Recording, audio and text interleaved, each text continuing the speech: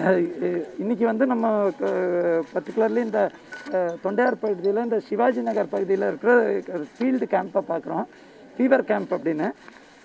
நான் வந்து உங்கள் எல்லார்ட்டையும் பத்திரிகை துறை மற்றும் ஊடகம் மூலமாக இந்த மாதிரி கொரோனா தொற்று இருக்கும் நிலையில் 2-3 செய்திகளை பகிர்ந்த கடமைப்பட்டுள்ளேன். எல்லாருக்கும் ஒரு இந்த ஃபிகர் 3500 நம்மளோட டெஸ்டிங் ஸ்ட்ராட்டஜி பற்றி ஒரு இஷ்யூ டவுட் இருக்குது. பொதுமக்கள் எல்லாருக்கும் நாங்கள் சொல்கிறது என்னென்னா, இது வந்து பொது சுகாதார நிபுணர்கள் அதே மாதிரி உலக சுகாதார நிறுவனம் அவங்களோட கருத்திற்கிணங்க நாங்கள் வந்து டெஸ்டிங் ஸ்ட்ராட்டஜியை அதிகப்படுத்தணும். அதனால தான் நேற்றைய தினம் கூட தமிழ்நாடு முதலமைச்சர் வந்து அந்த தெளிவாக சொல்லியிருக்காரு. நாளொன்றுக்கு இன்றைக்கி 32,000க்கு மேற்பட்ட டெஸ்ட் நடக்கிறது. சென்னையை பொறுத்த வரைக்கும் அது ஏற்கனவே மாநிலத்தில் சராசரியாக ஒரு தமிழ்நாட்டில் எல்லாத்தோடு அதிகமாக பண்ணால் கூட ஒரு 13,500 இருந்தது. இன்றைக்கி நாளொன்றுக்கு 32,000 தாண்டி நம்ம டெஸ்ட் எடுக்கிறோம்.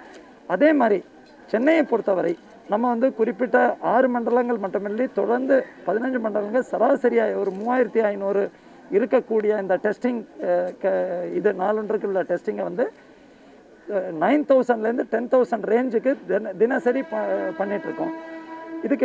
இதனால் இன்றைக்கி தமிழ்நாட்டில் வந்து 2 நாளுக்கு முன்னாடி நேற்றைய தினம் வரைக்கும் நீங்கள் பார்த்தீங்கன்னா 1 மில்லியன் டெஸ்ட்டை 10.42 லேக் டெஸ்ட்டை வந்து நம்ம RT-PCR கோல்டு ஸ்டாண்டர்டில் கிராஸ் பண்ணுறோம்.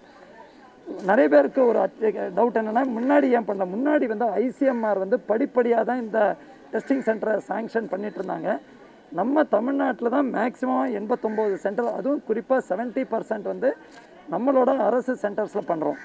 பொதுமக்கள் வந்து நம்பரை வச்சு தயவு செய்து அச்சப்பட வேண்டாம். இது ஒரு ஸ்ட்ராட்டஜி. மத்திய சுகாதார செயலர் நேற்றைய தினம் கூட தமிழ்நாட்டோட ஸ்ட்ராட்டஜி ரொம்ப நல்ல ஸ்ட்ராட்டஜின்னு இந்த வீடியோ கான்ஃபரன்ஸ் மூலமாக நாங்கள் கலந்துரையாடதுக்கு அப்புறம் சொன்னாங்க. தட் இந்த மாதிரி சேசிங் த வைரஸ் தோண்டி எடுத்து பட்டி தொட்டியெல்லாம் சென்று அவங்களுக்கு ஃபீவர் கேம்ப் நடத்தி அங்கே வந்து டெஸ்டிங் ஃபெசிலிட்டி நீங்கள் கூட பார்த்துருக்கீங்க. பக்கத்துலேயே முதல்ல வந்து ஒரு SPHL லேபோ இல்லையா மருத்துவமனை போகக்கூடிய நிலைமை மாதிரி ஒரு 10 மொபைல் சென்டர்ஸை வச்சு பண்ணுறது இல்லாமல் இப்போ 40 மேற்பட்ட சென்டர்ஸில் ஸ்பாட்டில் போட்டு இரவு பகலாக நம்ம வந்து அந்த டெஸ்டிங் எடுக்கிறோம். இந்த டெஸ்டிங் அவங்களுக்கு பக்கத்திலே எடுக்கிறதுனால இந்த மாதிரி நோய்வாய்ப்பட்டவர்கள் பாசிட்டிவாக இருக்கக்கூடியவர்கள் முன்னாடி வந்து அன்னோனா ஏசிம்டமேட்டிக்காக தெரியாமல் இருக்கிறவர்கள் முன்னாடி வந்துடுறாங்க. அவங்கள நம்ம ஐசோலேட் பண்ணி ட்ரீட்மெண்ட் செய்வதற்கான வாய்ப்பு இருக்குது. இந்த மாதிரி நோய் வந்து ட்ரீட்மெண்ட் பலன்றி இறக்காமல் இருக்கிறதுக்கு இதே ஒரு வழி. இப்போ நான் அவங்க எல்லாருக்கும் ரிக்வஸ்ட் சொல்கிறது என்னென்னா, தேவையற்ற அச்சம் இருக்கக்கூடாது. அதே இடத்துல நம்ம வந்து இந்த டெஸ்டிங்கை பயன்படுத்தி ஃபீவர் கேம்பை பயன்படுத்தி நம்ம வந்து இமீடியட்டாக நம்ம தன்னைத்தானே டெஸ்ட்டுக்கு உட்படுத்தணும். காய்ச்சல் ஏதாவது ஒரு சிம்டம், காய்ச்சலோ தொண்டை வலியோ அதே மாதிரி நமக்கு மூச்சு திணறலோ ஏதாவது ஒரு சிம்டம் இருந்தால் கூட முதல்ல 3-4 சிம்டம் இருந்தால் தான் டெஸ்ட் பண்ணுவாங்க. நாங்கள் டெஸ்ட்டுக்கு மக்களை வர வைக்கிறோம். சென்னை மாநகராட்சி பொறுத்தவரை ஏற்கனவே மாநகராட்சி ஆணையரும் தினந்தோறும் பத்திரிகையை சந்தித்து அந்த டீட்டெயில்ஸை வழங்கி கொண்டிருக்கிறார். நாங்கள் வந்து இப்போது 500க்கு மேற்பட்ட ஃபீவர்ஸ் தேவைக்கேற்ப ஃபீவர் கேம்பை எண்ணிக்கை இன்க்ரீஸ் பண்ணியிருக்கோம். நாளொன்றுக்கு 37,000 நபர்கள் அதை பயன்படுத்துகிறாங்க. ஸ்ட்ரீட் ஃபோக்கஸ் சென்னை மாநகராட்சி பொறுத்தவரை 39,537 தெருக்களில் இதுவரைக்கும் இந்த நோய் தொற்று வந்து 9,509 தெருக்களில் மட்டும்தான் காணப்பட்டுள்ளது. அதில் 7,421 தெருக்களில் 3க்கு மேற்பட்ட கேசஸும் அதுக்குட்பட்டு 5க்கு மேற்பட்ட கேசஸ்ன்னு பார்த்தீங்கன்னா 812 தெருக்களில் மட்டும்தான் இருக்குது. இதோட எதுக்காக இதை சொல்கிறோன்னா, லாக்டவுன் பண்ணக்கூடிய நேரங்களில் இந்த நாட்களில் மக்கள் முன்ன பின்ன போகாதனால இந்த மாதிரி நோய்வாய்ப்பட்டவர்கள் நம்ம கண்டறியறதுக்கு முன்பு அவங்க மூலமாக மற்றவர்கள் ஸ்ப்ரெட் ஆகாமல் இருக்கக்கூடிய இந்த ஒரு ஸ்ட்ராட்டஜி. இன்னொன்று, இந்த நாட்களில் 30ஆம் தேதிக்குள் யாருக்காவது சிம்டம் இருந்தால் கூட அவங்க இந்த கேம்பை பயன்படுத்தி வராங்க. வீட்டுக்கு வீடு நீங்கள் கூட பார்த்துருப்பீங்க, வீட்டுக்கு வீடு விசிட் பண்ணி பேம்ப்ளெட்டை கொடுத்து அதே மாதிரி நம்ம வந்து தொண்டு நிறுவனங்களை பயன்படுத்தி சென்னையை பொறுத்தவரை எல்லாரும் தாராவின்னு ஒரு எக்ஸாம்பிள் சொல்கிறாங்க. மும்பையை பொறுத்தவரைக்கும் தாராவின்னு ஒரு மிகப்பெரிய சென்ட்ரல் பிளேஸ். சென்னையை பொறுத்தவரை 1979 இடங்களில் குடிசை பகுதி சென்னையில் இருக்குது. கிளினிக்கல் எக்ஸ்பர்ட்ஸ் அவங்களோட வழிகாட்டுதல்களையும் முழுமையாக பின்பற்ற வேண்டும். ஆணைக்கு இணங்க ட்ரீட்மெண்ட்டில் ஒன்று ப்ரிவென்ஷன். உலக சுகாதார நிறுவனம் பொதுமக்கள் இன்னைக்கு கூட நான் இங்கே இருக்கிற பீப்புள்கிட்ட ரிக்வஸ்ட் பண்ணேன், இந்த நோய் இது நாவல் நோய்னா புதுசாக வந்த நோய். ஸோ ஒரு ஏறி இறங்குங்கிறது தான் பொது சுகாதார நிறுவனரோட கருத்து. இதில் நமக்கு எப்படி வராமல் தடுக்க முடியும்? அதுக்கு ஒரே ஒரு வழி அவங்க சொல்கிறாங்க, மாஸ்கை 100 விழுக்காடு போடணும், தள்ளி நிற்கணும், அதே மாதிரி கை கழுவணும். அதே மாதிரி நோய் பாதிக்கப்பட்டவர்கள், சப்போஸ் அவருக்கு கிட்னி டிசீஸ் இருக்கோ, சர்க்கரை நோய் இருக்கோ, ரத்த அழுத்தம் இருக்கோ, இதய நோய் இருக்கோ, அவங்களை முதியோர்களாக இருக்கட்டும், அவங்களை நம்ம பொத்தி பாதுகாக்கணும். அதுதான் வந்து நான் மெடிக்கல் மெத்தட், மருத்துவ சாரா முறை. இது வந்து முழுமையாக சக்ஸஸ் அடையணுங்கிறதுக்காக பொதுமக்கள் அனைவரும் இதுக்கு ஒத்துழைப்பு கொடுக்கணும்.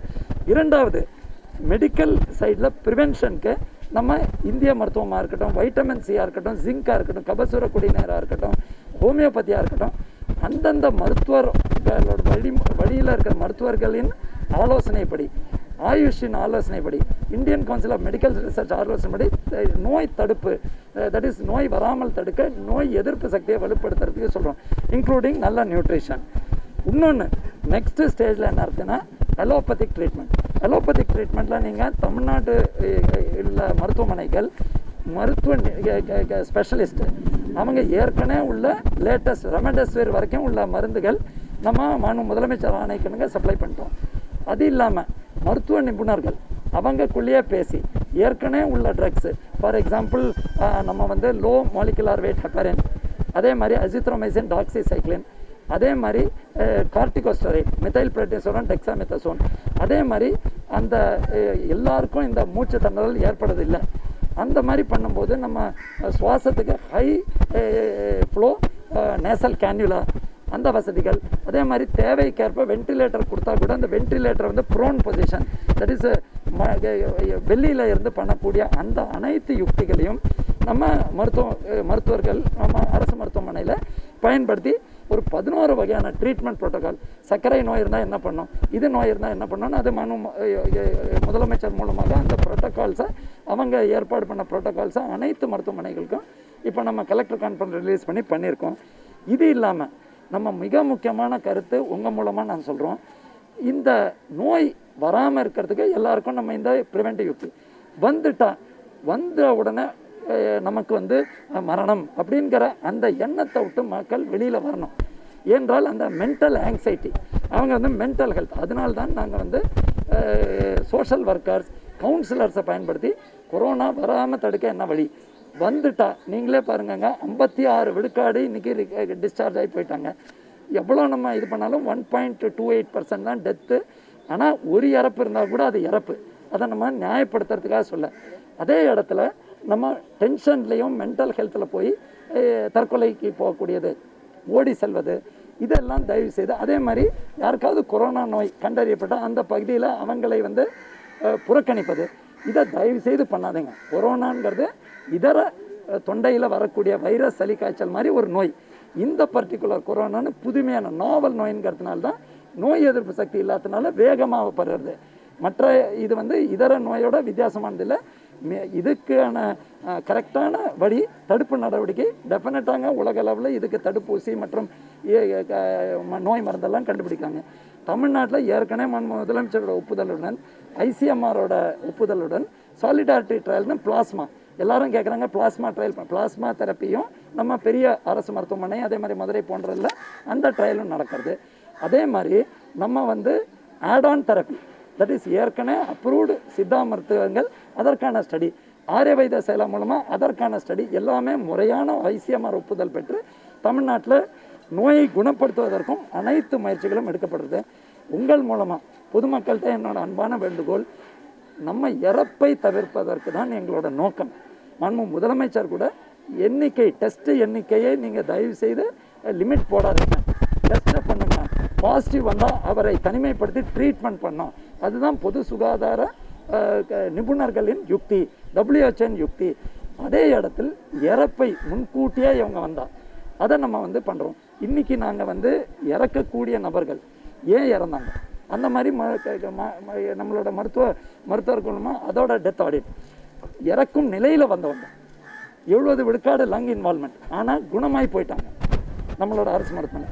எப்படி அவங்களுக்கு என்ன ட்ரீட்மெண்ட் கொடுத்தோம், இதை ஒருத்தருக்கு ஒருத்தர் இது பண்ணி இறப்பை குறைப்பதற்கு தான் ஒரே நோக்கம். பொதுமக்கள் வந்து இதை தயவு செய்து எங்களுக்கு ஒத்துழைப்பு கொடுக்கணும். இந்த பகுதியில் கூட இந்த பட்டி தொட்டிலெல்லாம் போய் கேம்ப் நடத்தி அவங்களை வரவேற்கணும்னு சொல்கிறோம். கடைசியாக என்னோட ஒரே ஒரு வேண்டுகோள், நம்ம எல்லாரும் ஃப்ரண்ட்லைன் பீப்புள், இவராக இருக்கட்டும், மருத்துவர்களாக இருக்கட்டும், செவிலியர்களாக இருக்கட்டும், பத்திரிகை மற்றும் ஊடகத்துறை நண்பர்கள் நீங்களாக இருக்கட்டும், நீங்களும் முழுமையாக தன்னுடைய பாதுகாக்கணும். உடனடியாக இப்போ க்ளவுஸ் போட்டுட்டா மட்டும் சேஃப்டி இல்லை, க்ளவுஸையும் ரெகுலராக நம்ம க்ளீன் பண்ணிக்கணும். டக்குன்னு கை கழுவணும். நம்மளையும் நம்மளை பாதுகாக்கணும். நம்மளோட ஃப்ரண்ட்லைன் பீப்புளுக்கும் ஒரு டிப்ரெஷன் அப்படிங்கிற இருக்குது. அதனால் யாருக்கு என்ன உதவி வேணாலும் 104 அணுகி தன்னோட டவுட்ஸை கேட்டுக்கலாங்கிற அந்த இதையும் சொல்கிறோம். தேங்க்யூ.